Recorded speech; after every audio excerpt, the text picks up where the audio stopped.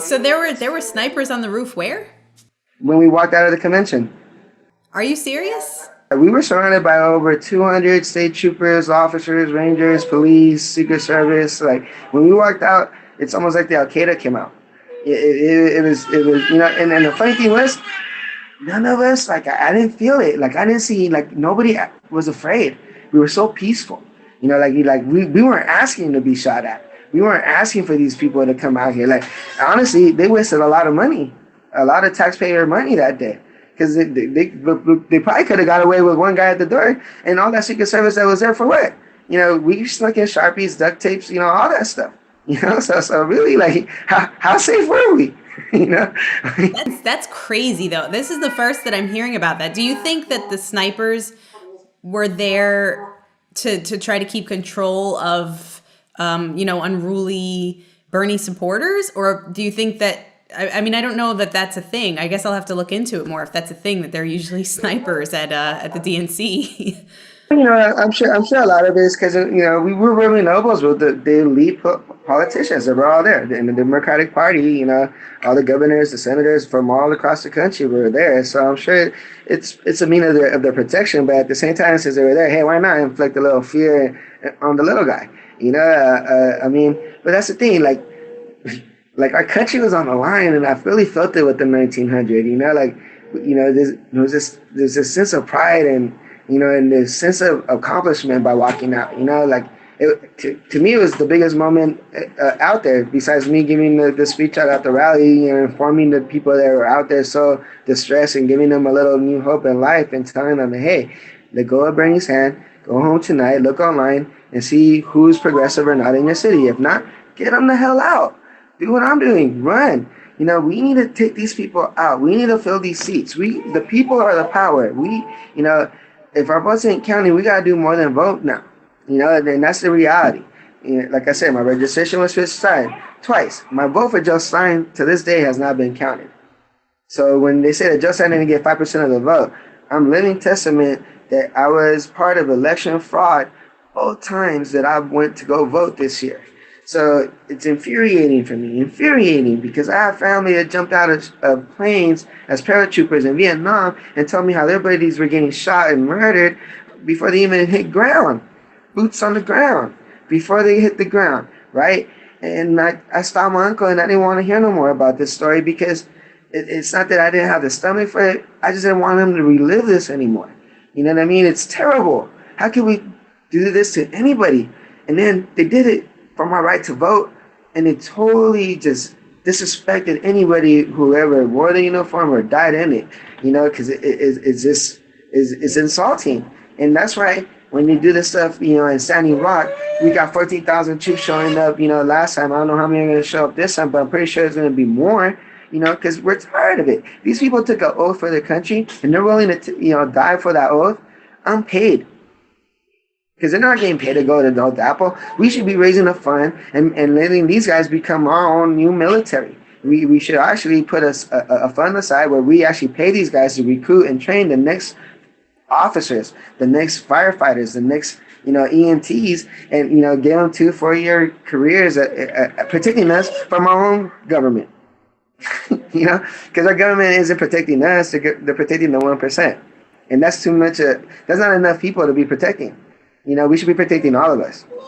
And that's the reality. It's sad. It's sad. I really wish I was taking it at a higher level, but I don't regret it because it is my city and I'm happy to live here. It's a city I do love. Like I said, I have a big heart for a small city. That's my little slogan on my banner. So I tend to continue on that. Sorry, can't sit down on my screen there, but. Yeah, I have a big heart for a small city, and hopefully I can have a big heart for a big state soon, and maybe do more. I'm really excited about my accomplishments in the last year. I'm still living check to check. I was facing an eviction, raising money to go to Philly. I had a millennial donated my flight to get out there, and so many donations from across the country. It was beautiful. Beautiful. How can people donate now or otherwise help your campaign? Well, right now, currently, I had a GoFundMe because that's how my grassroots campaign worked out for my delegation. But I plan on going on to a crowd pack soon. But I already had printed out my business cards and all this stuff too with my GoFundMe account, so I figure I'll write it out. But my GoFundMe is gofundme.com/Migs for Lomita. That's MIGZ FORLOMITA.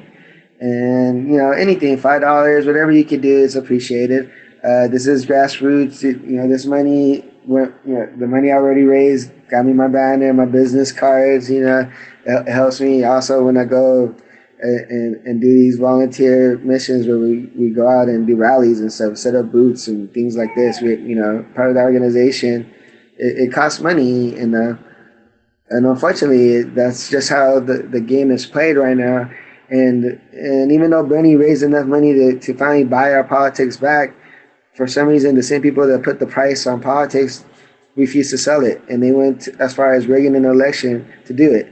Because for the first time ever, we raised more money than the corporations could do, because we outnumber them. Even on $27 donations, we did. How is it that the person that historically raises the most money, gets the most donors, the most donations, can't even make it to the main election? Can't even, and then that's another logical thing that people miss. Like, rallies that carried anything from 27,000 people to 130,000 people, but yet people would forget to go vote the next day. That's impossible.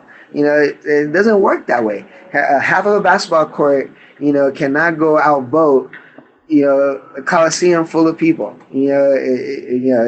Just because not everybody goes to these rallies, most of the people that went to a Bernie rally never been to one. Think about that.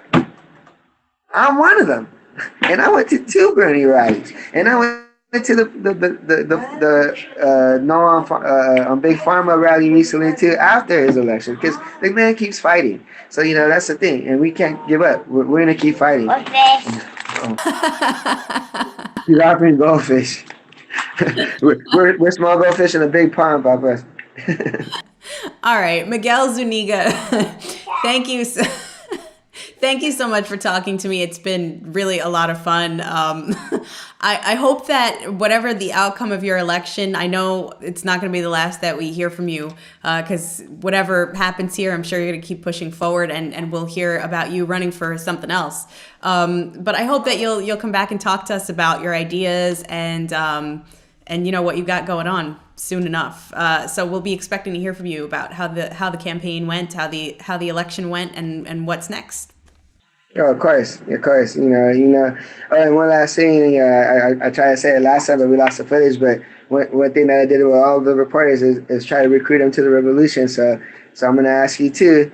When you plan on running for something, Martina? Well, we'll see. We'll see how it goes. Obviously, I'm getting a lot of great advice from some pretty cool candidates.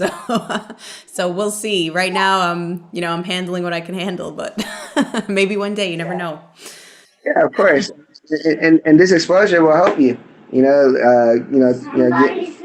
Helping all the progressives out. Is obviously part of your resume now, and it's gonna look good when you say that you're out there, giving the voice to the voiceless, and now you become a voice.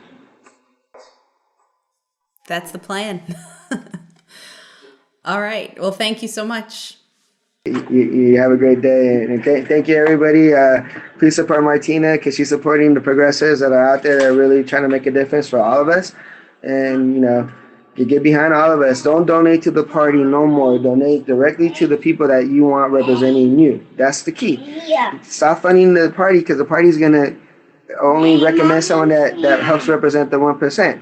And unless you're part of the 1%, then you're probably not even watching this video. But if you're watching this video, you're really interested, you're trying to make a difference, and make sure you're donating to the right people. That's the key.